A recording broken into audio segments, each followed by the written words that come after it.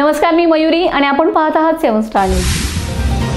पुण्यातून विश्व निर्माण करणाऱ्या डॉक्टर पतंगराव कदम यांचं कर्तृत्व खूप मोठं आहे। ते माझ्यासाठी प्रेरणास्थान आहेत। सुरुवातीपासून त्यांनी राजकारणात मला खूप ताकद दिली।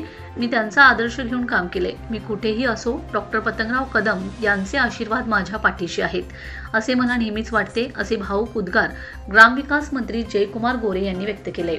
नूतन ग्रामविकास मंत्री जयकुमार गोरे यांनी सोनहिरा कारखाना परिसरात डॉक्टर पतंगराव कदम यांच्या लोकतीर्थ या स्मारकाचे दर्शन घेतले। यावेळी त्यांनी डॉक्टर पतंगराव कदम यांच्या आठवणींना उजाळा दिलाय। यावेळी माजी आमदार मोहनराव कदम, सागरेश्वर सूतगिरणीचे अध्यक्ष शांताराम कदम तसेच ज्येष्ठ नेते जे.के. जाधव उपस्थित होते।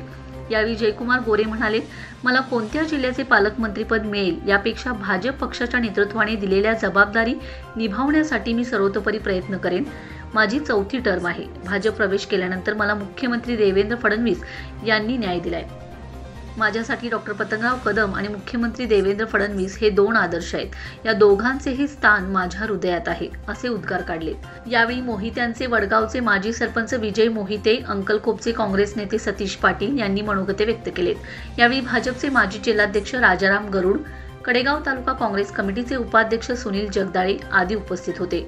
Bureau report 7 star news.